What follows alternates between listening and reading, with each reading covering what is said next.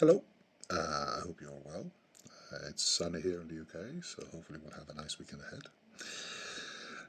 One thing I've noticed a lot in on social media, but also in the public discourse as well, is this kind of people bringing various facts and figures, and people challenging each other's facts and figures, which is quite healthy, I suppose.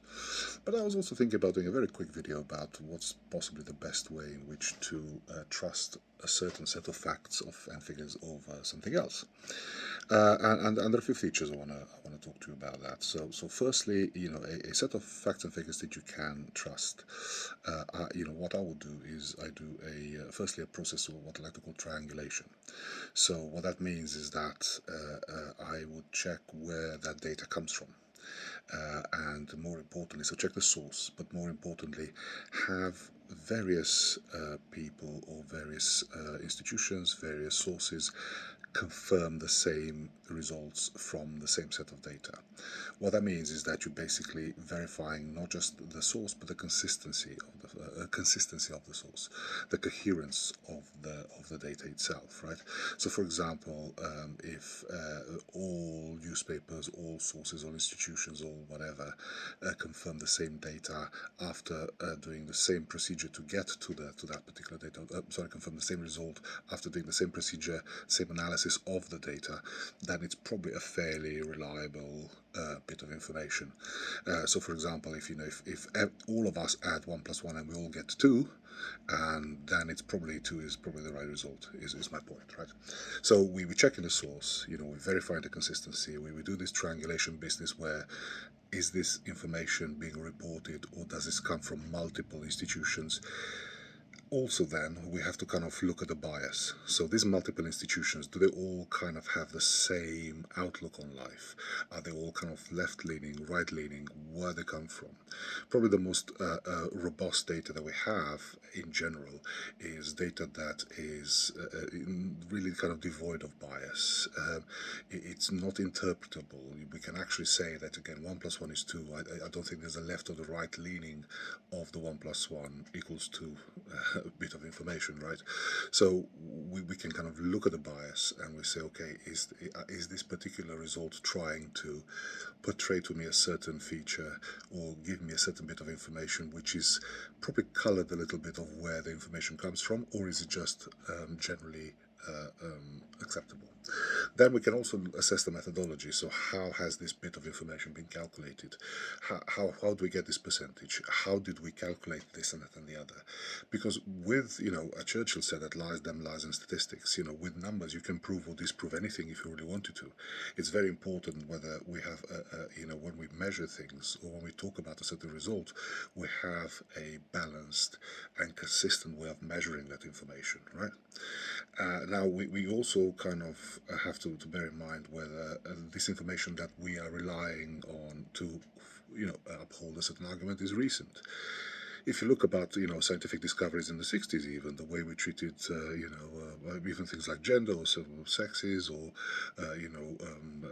certain surgeries, medical data, all the rest of it, this changes all the time because that's what science is. It reviews things, it updates itself all the time. It's kind of and we really should be trying to think or trying to look at when this data was produced and trying to use as current data as we can. Now, of course, there will be gaps in it. There will be information which hasn't really been looked at since the 70s, for example, or whatever, and that's fair enough, provided we acknowledge the fact that actually this bit of information hasn't been updated since the 70s or whatever. But generally speaking, we should all be trying to kind of look at the latest bit of information. And lastly, I suppose, and kind of even more importantly, is to always be skeptical. Always be skeptical of extraordinary claims. Always be skeptical about the stuff that's been reported. Not necessarily because it's untrue, but just it's always worth. It's always important to not just accept what somebody's produced because they've said it, whether it's an idea, a concept, a theory, or bits of actual information or data. Always think about how they've achieved this, how they've got to this particular argument.